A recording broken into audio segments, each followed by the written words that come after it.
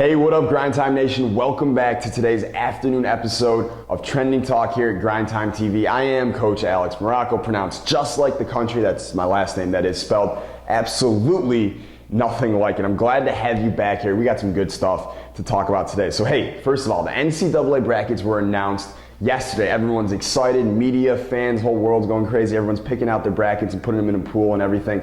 So hey, if you're in a pool and you don't suck at life, I certainly hope you win your pool. You get bragging rights all year long. You know, of course, you get to rub it in everyone's face all year long as well. A lot of players have actually emailed me in yesterday. They were wondering, Alex, who do you think is going to win the NCAA tournament? They probably might want like a little secret edge or whatever, but I don't predict the NCAA tournament. I don't fill out brackets. I don't pick winners because basically I never really did. I kind of did when I was younger, but I haven't done it in years. And the reason is, when I was in high school, I had a coach who taught me to be a student of the game all the time. Students of the game don't take breaks. Students of the game always stay students of the game, and I still am that way. So I don't really watch it as a fan to pick, winners or whatever like that. But I watch the NCAA tournament simply because this is the time of year when the world is watching, the lights are on, and all the teams are playing their hardest. It's not like early season college basketball where some guys are slacking it or players aren't necessarily playing their best. This is the time of year when you're going to get the absolute best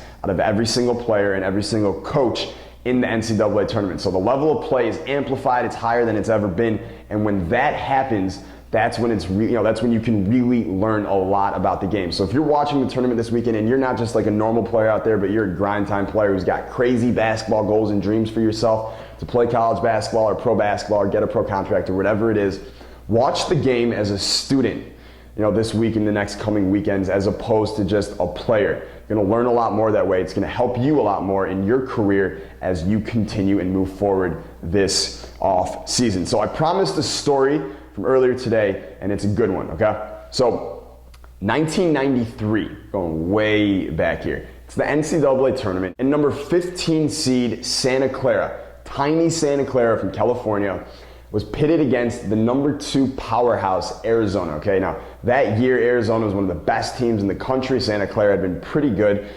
They won their conference championship, got a berth in the NCAA tournament, and now as a number 15 seed, they were pitted against Arizona, who at the time, I believe, was starting 4 guys who would go on to be NBA players, if not all 5. Damon Stoudemire was actually on that team. He was their point guard as well. So the game starts. Santa Clara is obviously outmatched in size. Guys are bigger than them in athleticism. Guys can jump higher. They're stronger. They're faster on Arizona. And maybe even in coaching long term. Lute Olson is one hell of a coach. Of course, respect to Dick Davey, great coach as well. Now, in this game, early in the game, Santa Clara hits some shots. They get their runs when they're supposed to. They get the stops when they're supposed to. And Arizona gets in some early foul trouble. They're big men. Get in foul trouble, they miss a couple shots they normally make, and before you know it, it's the end of the game, less than 1 or 2 minutes left, and Santa Clara is actually winning.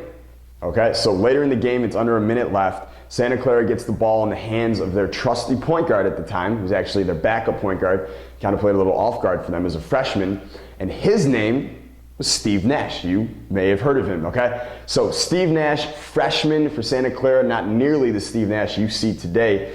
But at the time, his mindset was actually pretty similar because he's got the ball in his hands in the NCAA tournament. The whole world is watching. 15 seed David against, number 2 seed Arizona, aka Goliath. He gets fouled, and instead of walking to the free throw line, instead of, kind of being a little nervous or hesitant or at least showing it, my man Steve Nash sprints to the free throw line, knocks down free throw number 1, knocks down free throw number 2, puts his team up 2 more points. Arizona comes down. I think they scored again on that next possession. Okay, Santa Clara gets the ball in the hands again of Steve Nash, gets back to the free throw line, knocks down 2 more free throws in a row, and again sprints to the free throw line jubilantly. He's excited, knocks down both free throws.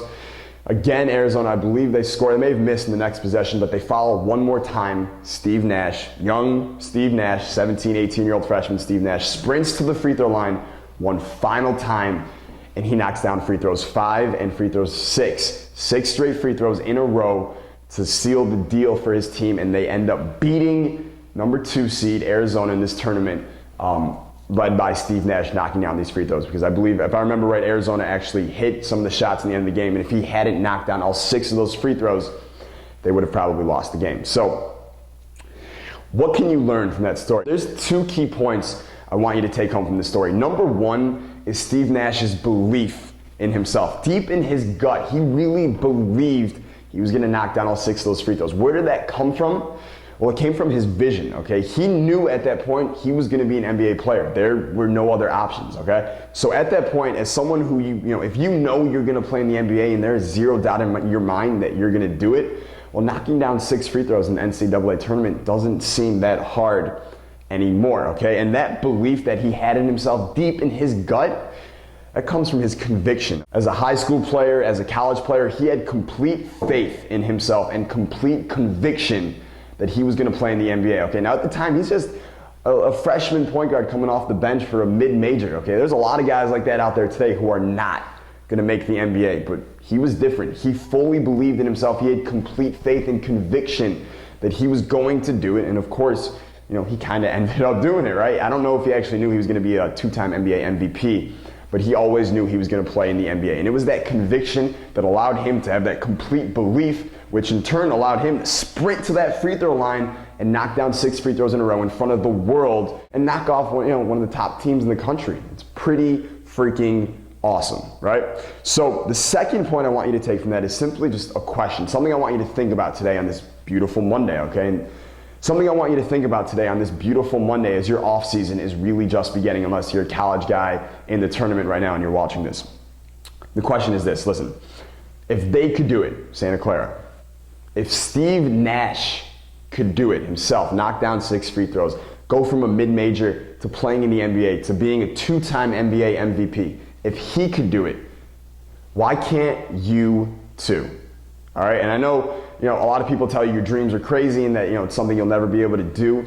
You have a lot of naysayers out there, but you know what? If you're the kind of player who just watched this entire video, you're a different breed than most players out there. Most players aren't gonna watch a video about the 1993 NCAA tournament and learning about Steve Nash's journey from just a mid-major backup point guard to the NBA. You're a different breed of player. And that type of player, the rare breed, well, those are the kind of guys who actually do make it to the NBA. So, as long as you stay with complete faith and complete conviction in your goals, even in the face of all the doubt that everyone wants to kind of throw on you, you can still succeed. And hey, if explosiveness is something you're lacking, as you know, every coach needs an explosive guard out there on the court. You can't be a slow guard who can't defend, who can't get by defenders, who can't push the ball end to end, who can't do all the things that basketball explosiveness allows you to do. Pick up your spot inside the Explosion Academy today. Come join us. You got 30 days here till you graduate as a completely